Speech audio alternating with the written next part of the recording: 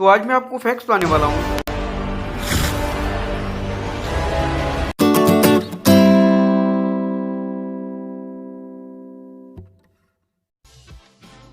इस सीरीज का सबसे फेमस सीन जिस पर काउंटलेस मीम्स बन चुके हैं, वो सीन हमें इनविंसिबल सीरीज के लास्ट एपिसोड में देखने को मिला। वो तब था जब नोलन इनविंसिबल को काफ़ी बुरी तरह से पीटने के बाद समझा रहा होता है और तब वो कहता है, असल में इस सीन को मैंडेला इफेक्ट का सामना करना पड़ा। और मैंडेला इफेक्ट एक ऐसी सिचुएशन होती है जिसमें कि बहुत सारे लोगों को लगता है कि एक पर्टिकुलर इवेंट हुआ है, लेकिन वो कभी हुआ ही नहीं होता। और इस सीरीज़ में लोगों को ऐसा लगा क्योंकि बहुत से लोगों का कहना है कि असल में इस सीन में ओमनी मैन कहता है कि थिंक मार्क थिंक, लेकिन इस सीरीज़ में ओमनी मैन केवल थिंक मार्क ही कहता है, ना कि think mark think. Invincible series में मार्क को सिसिल से पहली बार दूसरे ही एपिसोड में मिलता हुआ दिखाया गया है, लेकिन अगर बात करें कॉमिक्स की तो उसमें पूरे के पूरे 13 शूज लग गए मार्क को सिसिल से मिलने में।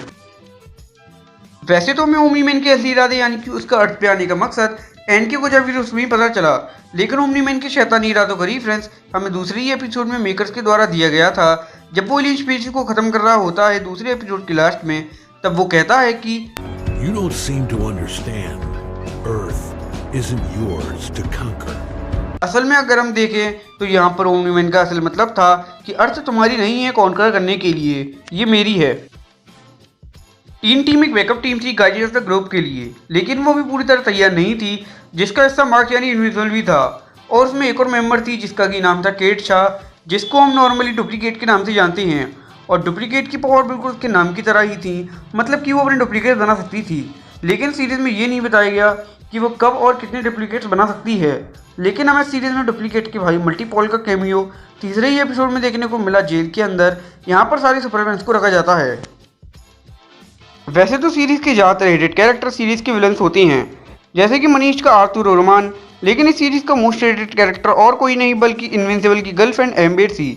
फैंस ने शुरू से ही उसको नापसंद किया और वहीं एटम ईव को पसंद किया, क्योंकि एम्बर शुरू से ही थोड़ी घमंडी टाइप दिखाई गई थी। वहीं लोग एटम ईव से ज़्यादा रिलेट कर पाए क्योंकि उसे नेचर पसंद है और उसे दुनिया तबाह करने वाले विलन से नहीं लड़ना, बल्कि वो दूसरे लोगों की परेशानियाँ दूर करना चाहती है, जिसका हैवी इम्पैक्ट फैंस पर पड़ा।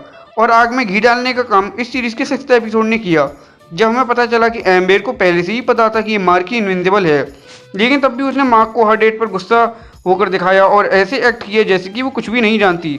और अगर हम इस सिनेरियो को ठीक से देखें तो हमें पता चलता है कि एम्बर मार्क की फीलिंग्स के साथ शुरू से ही खेल रही थी, और इसी वजह से सारे विलन्स को पछाड़ कर एम्बर इनविंसिबल फैंस के लिए मोस्ट रेटेड कैरेक्टर बन गई। और इस चीज़ के बारे में फैंस ने सोशल मीडिया पर काफ़ी मीम्स भी शेयर किए।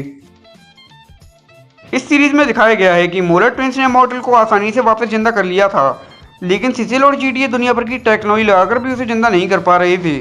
और इस इवेंट को लेकर एक फैन थ्योरी ये है कि सिसिल ने मॉर्टल को जानबूझकर जिंदा नहीं किया, क्योंकि वह दुनिया के सामने नहीं आने देना चाहता था कि गार्डियंस ऑफ द ग्लोब की पूरी टीम को ओमनी मैन ने मार दिया है, क्योंकि इससे लोगों में अफरा तफरी मच सकती थी और हो सकता था कि सारे लोग ओमनी मैन के खिलाफ विरोध करने लग जाएं और ओमनी मैन उन्हें गुस्से में आकर उन सबको मार दे।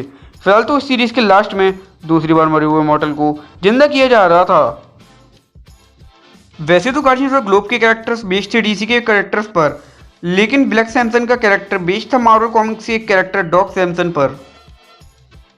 ओमनी मैन का कैरेक्टर बेस्ड था अल्ट्रामैन पे, जो कि इविल वर्जन था अर्थ 3 के सुपरमैन का।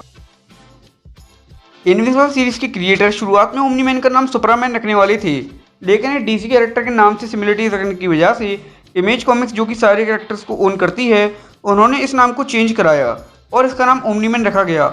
वैसे मुझे तो ये नाम किसी भी डीसी कैरेक्टर के सिमिलर नहीं लगता।